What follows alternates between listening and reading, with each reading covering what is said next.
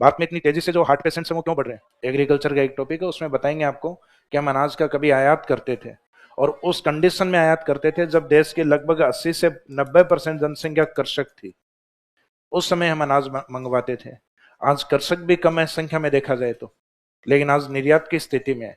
लेकिन oil seed crops जो तिलहन फसलें वो आज भी जनसंख्या के अकॉर्डिंग कम है, तो हम तिलहन फसल या तेल का आयात करते हैं।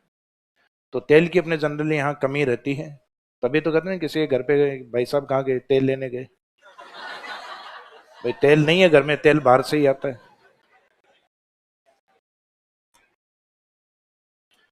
तो कृषि उत्पादों के अंदर हम इंपोर्ट किसको करते हैं, तिलहन फसलों को।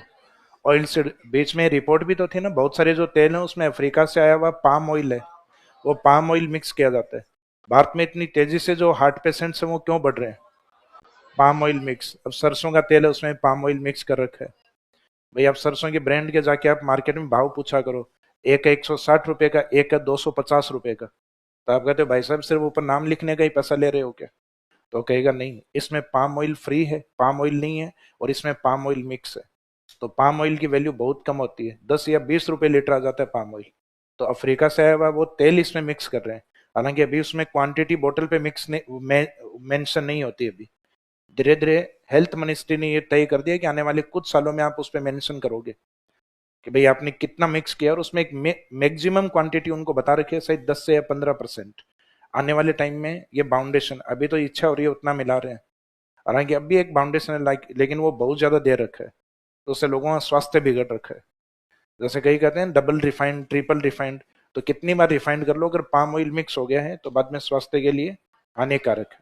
तो सबसे बढ़िया ऑयल तो वैसे वेजिटेबल में अपने ऑलिव को मानते हैं, जैतून के तेल को मानते हैं, लेकिन जैतून के भाव इतने ज्यादा है, अपने को लगता है घी से बना लें सब्जी। जैतून आता है 1000 से 1100 रुपए लीटर, और गांव में घी मिलता है अपने 800 900 रुपए लीटर। अलग अलग एरिया में अलग अलग है भाव, हाँ इस पे चर्चा मत करना। मैं जब भी कहता हूँ ना घी इतने भाव आता है कि नहीं सर 1200 रुपए, तो ऐसे तो गुजरात वाली जो गिर है उस गिर का 2000 रुपये लीटर घी होता है। यानी 1 लीटर घी का या 1 किलो घी के लगभग जो भाव है वो 2000 रुपये लीटर है।